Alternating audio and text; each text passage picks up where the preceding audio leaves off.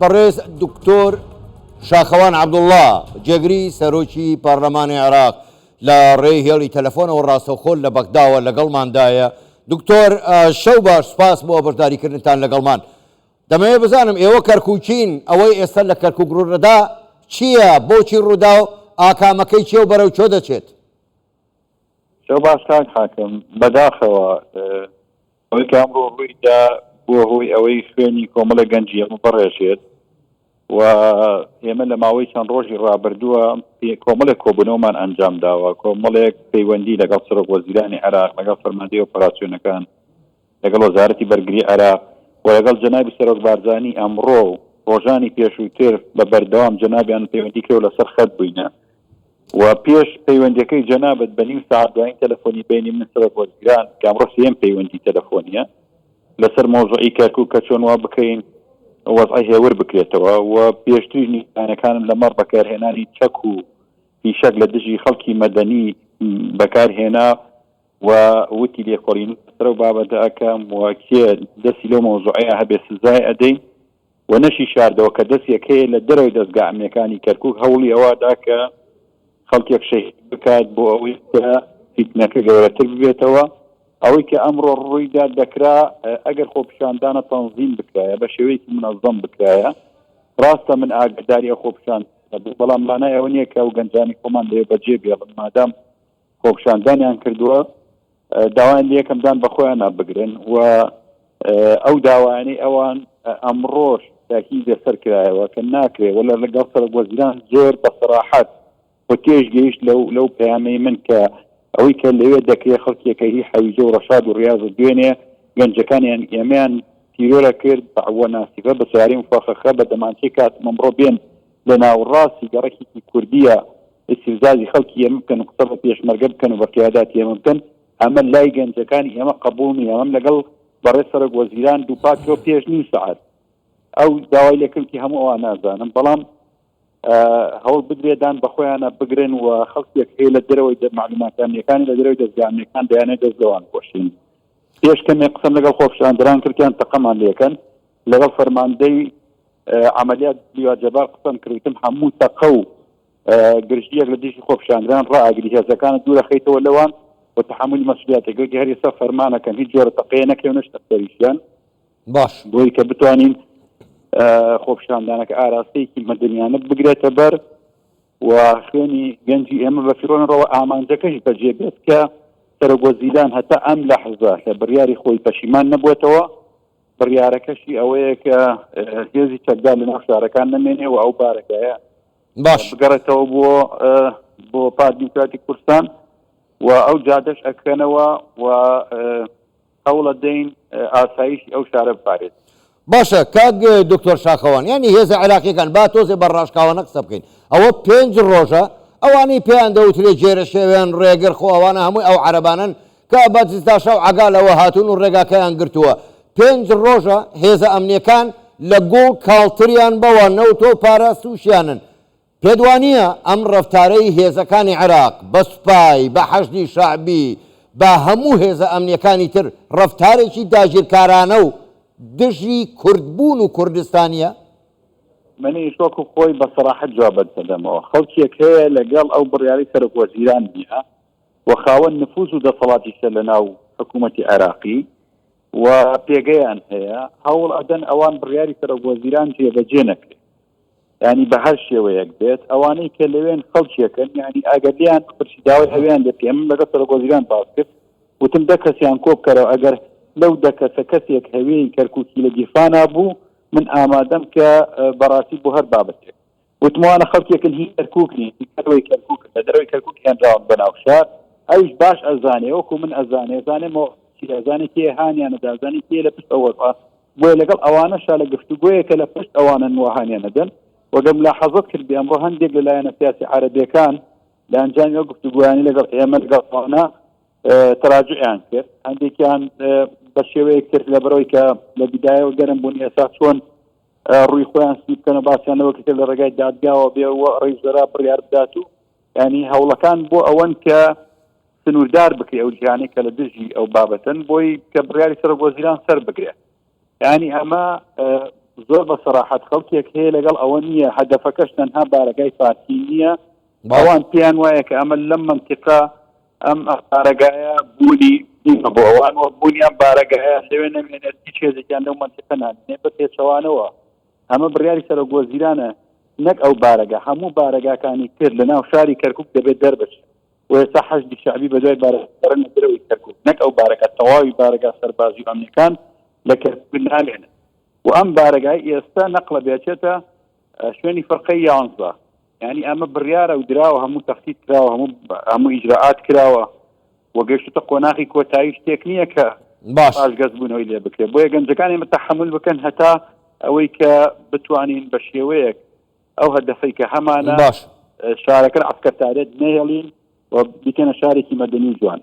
زۆر باشە کاک دکتۆر شاخەوان، ئێوە لە قسەکانتانە گوتان هێزێکی تر هەیە دەسەڵاتی لە سەرۆکوەزیران زیاترە و فەرمانەکانی ئەو جێبەجێ ناکا. ئەگەر دۆخەکە لە کەرکوک بەم شێوەیە بێ کورد کوشتن ئەوە ژمارەی شەهید بوو بە 2 بریندار دەوری 7-8 کەس بریندارە بێژگە لە برینداری تر. ئەگەر دۆخەکە بەم شێوەیە بڕوە پێشبینی ئەوە ناکەن تەواوی عێراق بگرێتەوە و شەڕێک دروست ببێ کە عێراق خۆیشی ئەو ساکە نەکۆنتڕۆڵی بۆ بکرێ و تەڕ و شک بە یەکەوە بسووتێ. بەتاکید منەوەم لەگەڵی باس کرد و خۆشی ئەزانێتم کەرکووکم بەلەیەکە ناکرێت کە خەڵکی غەیرە کەرکووکی بڕیاری لەسەر بدە کە حساسیەتی وەزی کەرکووک تەنانەت خەڵکی حەویجە تەبیعەتی لەگەڵ کەرکووکە فەرقی هەیە. خەڵکی کەرکووک بە هەموو پێک هاتەکانی چەند ساڵێک ئاسایشی کۆمەڵایەتی شارەکەیان پاستووە نەیان هێشتووە شەڕەکە بگاتە شەڕی قەومی یا تایفی بەڵام لە دەرەوەی کەرکووک ئەو هۆڵەخە بەڵێ هێز هەیە مەسلحەتی لە ئاژاوە گێڕیە هێز هەیە مەسلحەتی لە بەرەڵاییە هێز هەیە سەقامگیری یاسا لە بەرژەوەندی ئەو نییە ڕەنگە بەیانی سەقامگیری یاسا هەبێ دزیەکانی نەودزینی داگیرکردنی زەوی پرۆژەکان وەرگردن بۆ خۆی هەموو ئەمانەی لە دەست ئەچێ بۆیە ئەگەر سەقامگیری لە شارەکە نەمێنێ ئەو کاتە بۆ خۆی بەردەوامە بێن ئەوان نایانەوێ زمانی گفتوگۆ و سیاست جێگای چەک بگرێتەوە یانێ بە خۆیان فەرزکەنەمە نەک لە کەرکووک بۆ شارەکانی تری بە هەمان شێوەیە بۆ تەنانەت بۆ بەغداش ئەم مشکلە هەیە بۆیە ئەمە واقعەکە دەوڵەت ناودەوڵەت لە عێراقا بوونی تا ئێستا هەیە و دەوریان هەیە و ئێمە هەموو هەوڵێکمان بۆ ئەیە کە بتوانین ئەو بابەتە نەمێنێ خۆی ئێستاوەی کە لە دژی هەرێمی کوردستانە پێ موچەی خەڵکی کوردستانە بڕێت بە یاسا نییە بە هیچ شتێک نییە و حکوومەت هەرێمی کوردستان هەموو التیزامێکی خۆی جێبەجێ کرۆ نەوتیشیان تەسلیمەکە موچەی خەڵکی کوردستان نانێرن بۆیە دەبێت لە بەرامبەر ئەمە کۆدەنگیکی سیاسی کوردستانی دروست ببێت ئەمە ترسیانە لەبەر چاو بگرن سەرجەم هێز لایەنە سیاسەکان لە کوردستان خیتابی بەرامبەر بە بەغدا و بەرامبەر بە سیاسەتی برسیکردنی خەڵک هەبێ و بەرامبەر بە ناوچەکانی دەرەوەی هەرێمی کوردستان خیتابێکی موحد هەبێت چۆن بتوانین ڕێگریکردن لە تعداکردن لە خەڵکی ئێمە ڕابوەستێت. باش کاک دکتۆر شاخەوان ینی ئێستا بە زۆر بەڕاشکاوانە ئەم پرسیارە دەکەم لایەنە سیاسیە کوردستانیەکان بێژگە لە پارتی ئێستا کۆمەڵێک لایەنی سیاسی تر هەیە بە ئیسلامی و نا ئیسلامیەوە لە کەرکووکن بۆچی هیچ دەنگێکیان لێبەرز نابێتەوە؟ ئایا لایەنە سیاسیەکان کوردانی کەرکووک هەر ئاوا بەجێ دەهێڵن بۆ ئەوەی کە هێزەکانی عێراق تەفر و تونایان بکەن یاخود دەبێ لایەنی سیاسی کوردیش هەڵوێستێکی جدیانە بێ بەرامبەر بە عێراق؟ یعنی کاک حاکم من لە سەرتاوە گوتم ئەو خۆپشاندانە من ئاگام لێ نەبوو وەختێکم زانی خۆپشاندان بووە بەڵام لەگەڵ ئەوەشا بەجیانم نەهێشت لەگەڵ فەرماندەی کافحیر هاوقسم کە تەقل لە خەڵکی ئێمە ڕابگرن بۆ بڕیاراندا ڕایگرن لەگەڵ فەرماندەی ئۆپەراسیۆنەکان لەگەڵ خەڵکی خۆمان لەسەر خەتم و وەک باسشم کرد من لەگەڵی بوومە ڕەنگە بە شێوێتی خۆپشاندانمان بکرایە و ئامانجەکانیشمان بە باشتر بپێکایە بەڵام بەداخەوە خەڵکێک لەو شارەیە تهدیدی محافظی کەرکووکی کردووە کە ئەگەر فڵان زەوی کە 50 دووەنمە لە نزیکی مرورە نەیدەیت من ئەوە من خۆپشاندانەکەم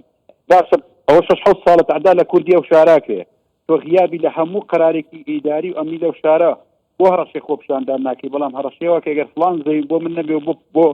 مقاولێکی منە بۆ شەریکێکی من نەبێت خۆپشاندانەکەم ئەمە خەڵکی کەرکووک ئەمانە ناسن و بێزاریش بوونە لەیان و هەر ئەوە شەوای کە ڕوویان نییە بێنە جادەکە و دیپاع لە خەڵک بکەن لە خەڵکی شارەکە بکەن. باش کاک دکتۆر شاخەوان ینی هیچ ئومێدێک هەیە تۆ